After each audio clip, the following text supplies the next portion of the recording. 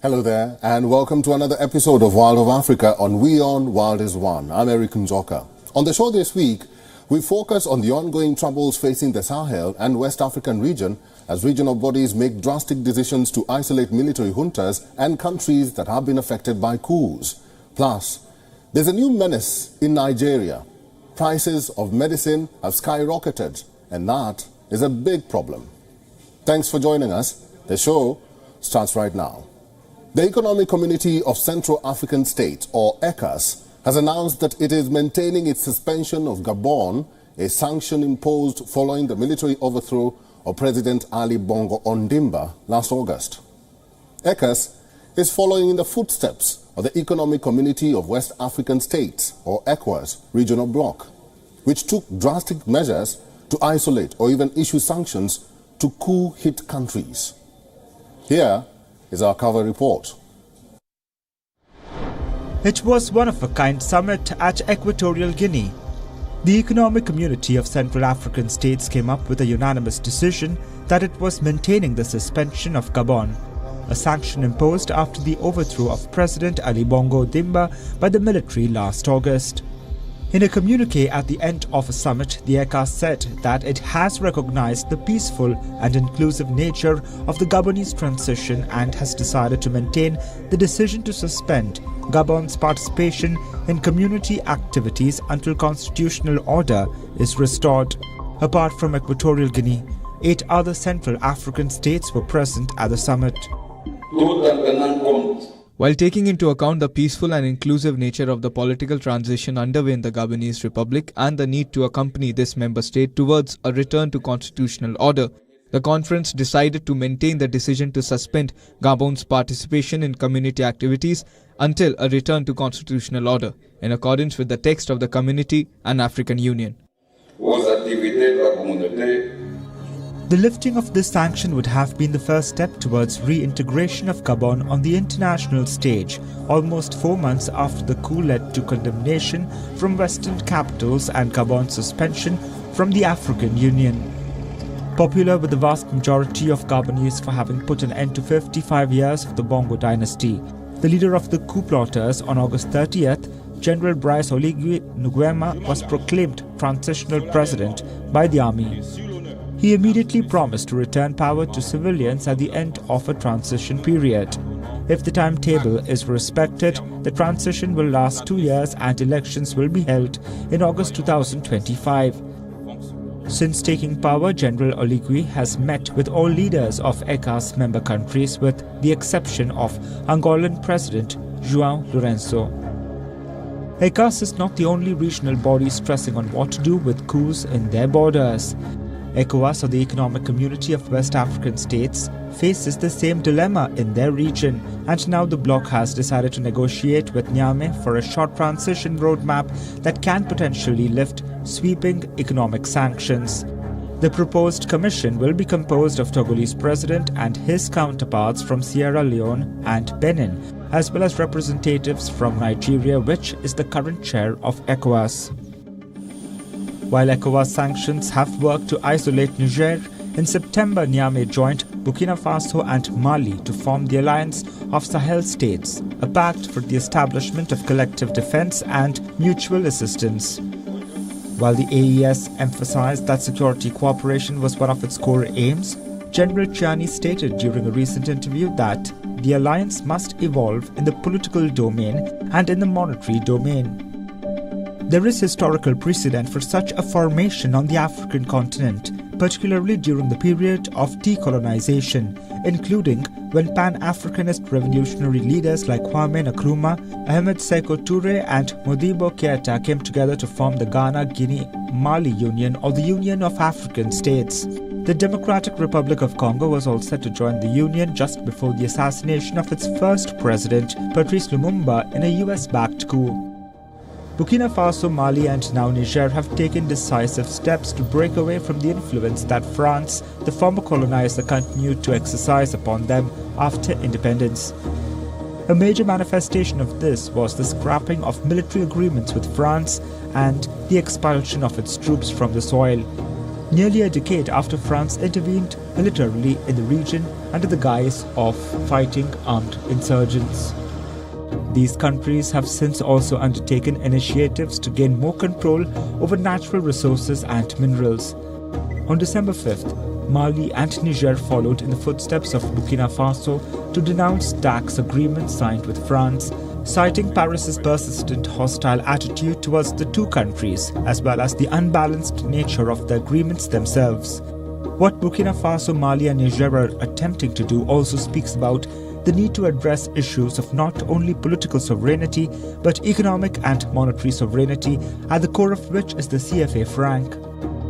Concerns of instability and a coup contagion in West Africa, which in part explained the harsh international response to the coup in Niger, are wholly dismissive of the growing public anger in the region against imperialist exploitation, particularly by France. Bureau Report, WION World is One. Somalia is set to receive debt relief of $4.5 billion from its international creditors, the International Monetary Fund and the World Bank. For one of the poorest nations in the world, with around 70% of its population living on less than $1.90 a day, it is welcome news. Here's a report from Mogadishu. Abdul Qadir Mohammed Roble has been a market vendor for years. A resident of Mogadishu selling fruits and vegetables is what feeds his family. These days, however, he's been struggling to make ends meet. Business hasn't been upbeat, at least for him and other vendors at this market in the heart of Somalia's capital city. But a $4.5 billion rescue plan for Somalia put together by the World Bank and International Monetary Fund may well change all that. We are very pleased with the debt relief because our currency is almost destroyed. As Somalia has not officially issued banknotes for about 32 years, we can benefit from this debt relief because we will be able to have a new functional banknote which will allow the country's economy to develop. As you can see, our banknote is like that, so we need to issue a new one that is acceptable worldwide. The green light for the debt plan comes as Somalia reached the completion point of the heavily indebted Poor Countries Initiative. Somalia's external debt has fallen from 64% of gross domestic product in 2018 to less than 6% of GDP by the end of 2023. Debt service relief has been provided by the IMF, International Development Association, African Development Fund, and other multilateral, bilateral, and commercial creditors. Somalia will benefit from this major debt relief. Somalia can now issue its own currency, the country's economy will improve, and we will be able to build infrastructures such as a new airport. A US Treasury Department statement said Washington intends to cancel 100% of its remaining claims, bringing total US debt relief for Somalia under HIPC to around $1 billion. The Treasury Department added that the aim is to support Somalia as it continues to rebuild its economy. The IMF noted that Somalia has implemented a poverty reduction strategy for at least a year, maintaining a track record of sound macroeconomic management. We are happy because we are going to see our economy improve. This will relieve us of a heavy burden. The East African country is one of the poorest in the world, struggling to recover from decades of civil war. Around 70% of its population lives on less than $1.9 a day. Bureau Report, WION World is One. The prices of some medicines has risen almost tenfold in Nigeria in the past few months, forcing patients to cut doses or turn to traditional alternatives. Louisa Olaniyi, who is our correspondent from Lagos, has more details. Nigerian Sadiq Ajibade suffers from asthma, but he can no longer afford some of his medication. That's because the price of some medicine has risen almost tenfold in the past few months. Pharmaceutical industry officials said the plunge in the value of the naira after the removal of currency controls in June has sent prices of new stocks rocketing. And with British drug maker GlaxoSmithKline moving from GSK-controlled local operating companies in Nigeria to a third-party direct distribution model, some industry officials said this was also adding to woes, which GSK denied. To be honest, let me not lie, I have reduced the dosage. I used to buy 3 medicines prescribed to me when I was staying in Bahriga, but now I have reduced it to 2. That is penicillin and aminophylline that I know is very powerful and works for me. Those are the ones I buy now because of the costs. A serotype asthma inhaler manufactured by GSK cost up to 8,000 naira in April. That's just under $9.50. Now it retails for up to 70,000 naira. That's over $87. Research firm Statista says only 3% of Nigerians have health insurance, meaning patients must find the money themselves to buy medication. Ciro Yusifo, president of the Pharmaceutical Society of Nigeria, said most drugs were imported, while local makers relied on imports for the pharmaceutical ingredients to produce medicines. We are worried that other multinationals, hopefully they won't follow the route of GSK. Though we've been hearing a few who have been signaling that they want to leave and then get a third party to be detailing their product, which is not good news for us. Faced with soaring drug prices, some Nigerians say they have to resort to traditional cures. Nigeria's Health Ministry and National Agency for Food and Drug Administration and Control did not respond to requests for comment. A GSK spokesperson said foreign currency shortages had affected its ability to maintain a consistent supply of medicines and vaccines in the market, leading to stockouts. The pharmaceutical industry is a crucial pillar of any nation's healthcare. Yet, the escalating prices of drugs are making access to essential treatment a distant dream for a significant portion of the population. From life-saving medications to everyday remedies, the burden of high costs is felt across the spectrum of healthcare needs. Many Nigerians are grappling with the financial burden of accessing essential healthcare, as prices have gone up sharply, some as high as over 1,000%. And this, according to health experts, has implications for public health. From Lagos, Nigeria, Louisa Olani, WION, World is One. Let's now talk about this here. Senegal aims to decongest its prisons by placing some detainees under electronic monitoring with anchor tags. It is the first country in West Africa to adopt this method, which involves temporarily freeing some inmates, mainly those awaiting trial, and monitoring them as their cases are processed. Here's a report. This woman spent the bulk of her pregnancy in overcrowded Senegalese prison cells. Awaiting trial, she would share a mattress with up to 3 other women. Now, she's back at home, thanks to what's being hailed as a first in West Africa. She's being monitored via an electronic bracelet. There are a lot of women over there, and there's no place for you. The most you can do is help women get home, even if it has to be with a bracelet. Give the women the bracelets, because women belong at home.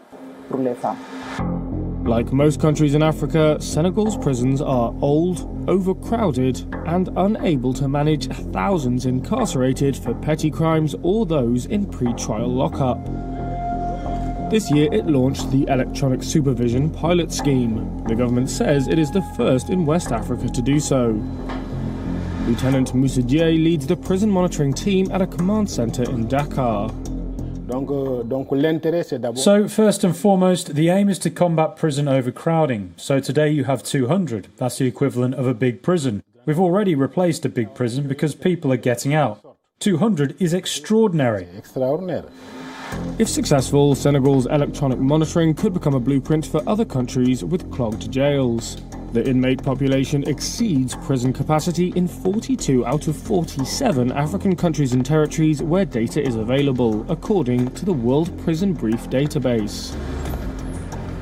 But there are also concerns. Seydi Gassama, head of Amnesty International in Senegal, says there are many African countries where ankle monitors could be useful. But he added that it's not a solution to the problem of the continent's overcrowded prisons. which is a problem of insufficient staff training, and above all, a need for an increase in the budgets of the ministries of social welfare, which are generally the smallest budgets in any country on the continent. Critics also say underlying causes include harsh punishments for minor crimes and slow-moving judicial systems. Another issue cited is that the bracelets require charging, excluding people in poorer areas without access to electricity. And rights groups also warn that in authoritarian regimes, they may be used for surveillance purposes. Like many coastal countries around the world, Kenya is battling a pollution problem along its coast. Mired by plastic waste from people throwing litter and ships dumping waste, it's having a direct impact on the environment, and now the problem is being tackled at a local level. Here's a report from Kwale. From a distance, Tiwi Beach in Kwale, Kenya may look idyllic, but its outward beauty barely masks the problems that lurk on its shores. Waste plastic is piling up alongside the waters. Through litter and seafarers are dumping the materials in the sea. Frustrated by the situation, local artist Joel Wenga is now taking matters into his own hands. Wenga collects this plastic from the ocean and uses it to make furniture. When you pass along the beach, you find a lot of garbage. During the low tide, I go there every morning and collect garbage like plastics, the nets that can kill animals in the ocean like fish. Bamboo trees, logs wash up here in all areas, so I saw it fit to clean up our beach since tourists come here a lot. Wenga waits for low tide, then begins collecting. After gathering the plastic waste, he takes it to his workshop and sorts it for drying to make pieces of furniture. The discarded ropes, for example, go into making chairs. Wenga also gets some help from others in the community. These are the plastics that big ships throw in the ocean, anchors. I got almost 20 tons that were thrown from the ships, and then there are plastic bags when it rains in these areas. Any waste from plastics, from cement bags, we have got nets. They are all brought to the ocean and I collect them on the shores and then I recycle. There are nets and plastics from the ocean. Anything from the ocean, I have to make use of it. I don't litter it on dry land. I make sure that anything I collect from the ocean, I make something out of it. Edwin Mwenga Chokwe, the chairman of community-based organization Clean Mombasa CBO, says the plastics are a menace on the beaches. He says the problem is twofold. The menace of plastic is real. And the main reason why plastic is dangerous is because it cannot dissolve. And therefore, if it does not dissolve, it remains on the beach. Once it remains on the beach, it clogs the mangrove, the breeding site for the fish. Secondly, some types of plastic is eaten by the fish. So when the fish eat this, they think this food is dangerous because they actually die. And eventually, once the ecosystem is destroyed by the mangrove, then the beach will cease to be what it's supposed to be. So far, Oenga has not started selling his furniture, but estimates his pieces could be sold for around $200 US. He also faces challenges, for instance, lack of tools that would make his work easier and a place to sell his furniture. Tiwi Beach is not an isolated case. Much of the coast of Kenya faces problems with plastic waste, desperately needing a solution for disposal. Bureau Report, WION, World is One.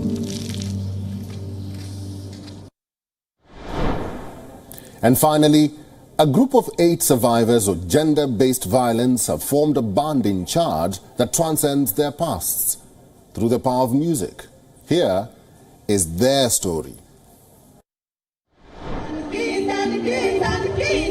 On a warm October night in Chad's capital, a crowd of hundreds smiled and swayed to the music of Les Aunties, a local band of 8 survivors of gender-based violence who have transcended their pasts through the power of music.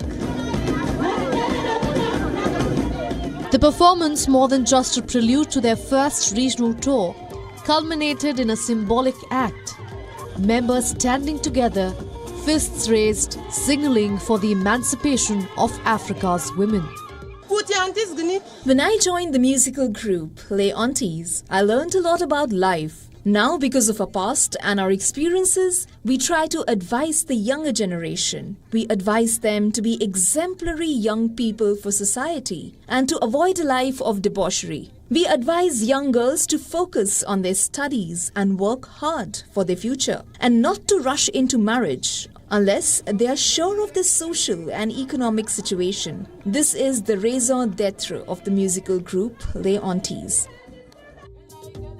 Formed with support from Chadian-Canadian electronic music star Afrotronics in February, Les Aunties has evolved into a movement of women advocating financial and emotional independence for women in Central Africa.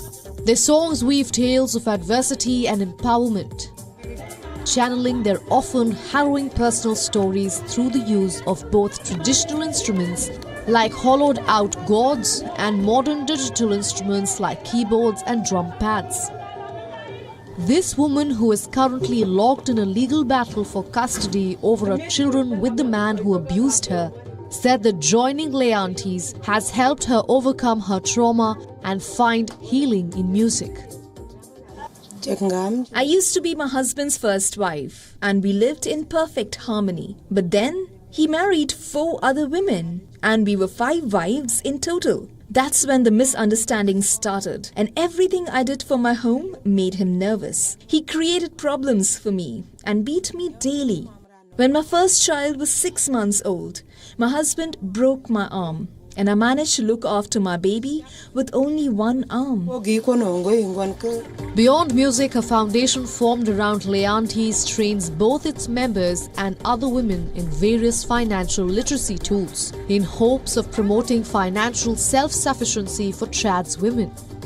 They stress the importance of personal identity documents and bank accounts for women to achieve economic autonomy.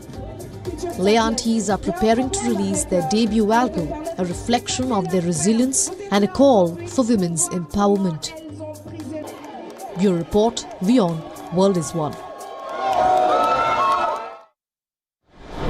Thank you for watching this week's episode of World of Africa. Get in touch with us on all our social media platforms and share your feedback about the show there. My name is Erik Njoka. Keep watching WION World is One, and until next time, it's goodbye from me.